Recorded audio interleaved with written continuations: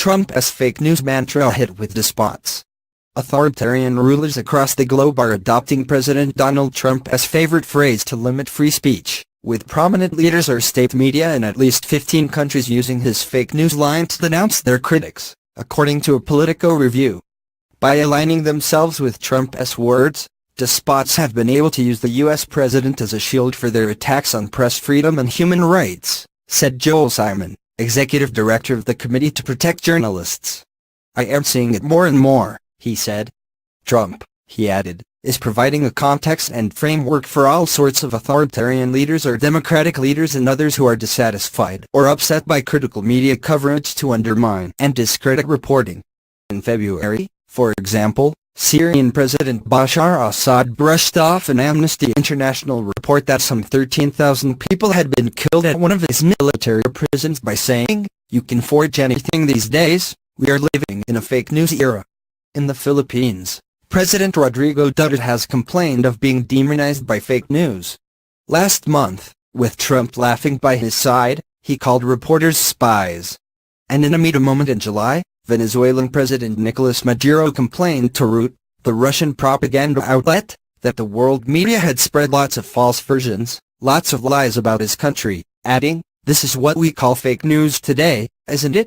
Over the weekend, a state official in Myanmar attracted notice when he said, "There is no such thing as Rohingya. It is fake news," referring to the persecuted ethnic group. Those are hardly the only examples of Trump's phrase being deployed internationally. In March, Chinese state media dismissed a prominent rights activist's account of torture as fake news. And in May, the People's Daily ran an op-ed with the headline, "Trump is right, fake news is the enemy," something China has known for years. During a July press conference in Warsaw with Polish President Andrzej Duda, Trump complained about fake news CNN, before turning to Duda and asking if he dealt with the same problems. Duda, who has cracked down aggressively on the press, smiled and nodded. That same day, after a mini-controversy over whether Duda's wife snubbed Trump for a handshake, the Polish president declared on Twitter, "Contrary to some surprising reports, my wife did shake hands with Mrs. and Mr. Trump at POTUS after a great visit. Let's fight fake news." Last week, Libyan media jumped on a Trump tweet accusing CNN of reporting fake news to attempt to undermine a report by the network on modern-day slavery within the country. The Russian Foreign Ministry's website drops big red fake news stamps on stories it deems untrue.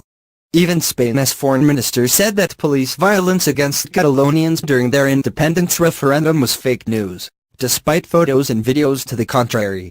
The list goes on to Uganda, Somaliland, Angola, Cambodia and Turkey. Leaders in Singapore, a country known for restricting free speech, have promised fake news legislation in the new year. These governments, they re-pushing the boundaries of what it is possible to get away with in terms of controlling their national media, said Steve Call, the dean of Columbia Journalism School, and there is no question that this kind of speech makes it easier for them to stretch those boundaries. White House Press Secretary Sarah Huckabee Sanders pushed back against the idea that Trump bears responsibility. "This story is really ridiculous," she said in an email.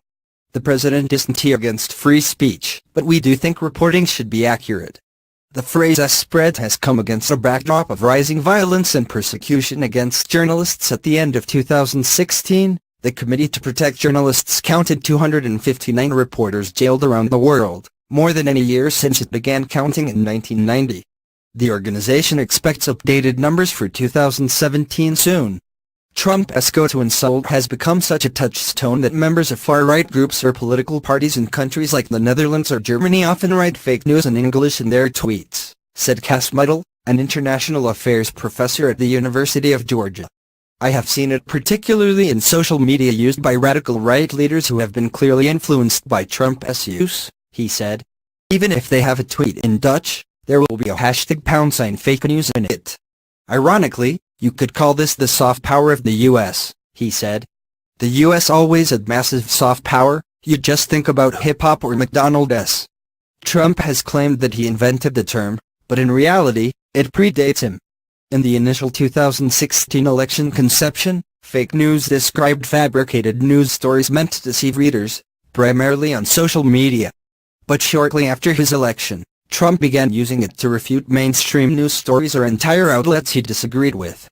He took this term that had been used against him and turned it into a weapon against the media itself, Simon said. The meaning has been so diluted and distorted that it has just become an insult without a lot of meaning. As a result, Call said, it has obscured the concerns around actual fake news. We've lost the engagement through that phrase with something that is truly new and important, he said. It meant originally to refer to something distinct, but it no longer does, and that is kind of an achievement of the president's appropriation of the term. In Singapore, for example, leaders are billing the anticipated fake news law as a way to fight against the same scourge of disinformation that plagued the U.S. election. But given the regime's history of restricting free speech, it is easy to imagine it being used to squash dissent. Ruth Ben-Ghiat, a history professor at New York University who studies authoritarianism, said that, to her, the phrase does now have a clear meaning. It has anything that contradicts with the leader's version of reality, she said, pointing to the situation in Myanmar. You can will away genocide, you can will away events that you didn't want people to know happened.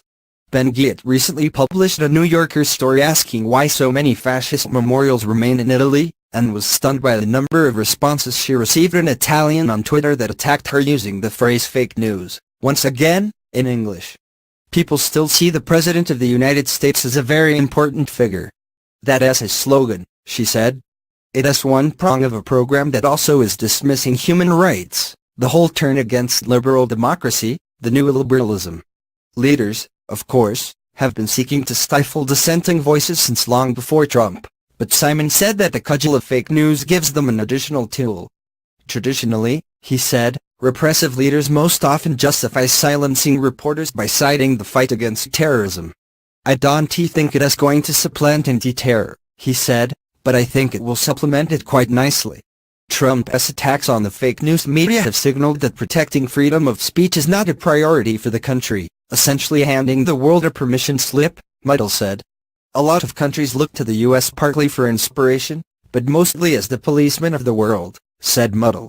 If you see that the policemen actually don't care about freedom of speech and the free press anymore, you feel that you don't have to care too much either.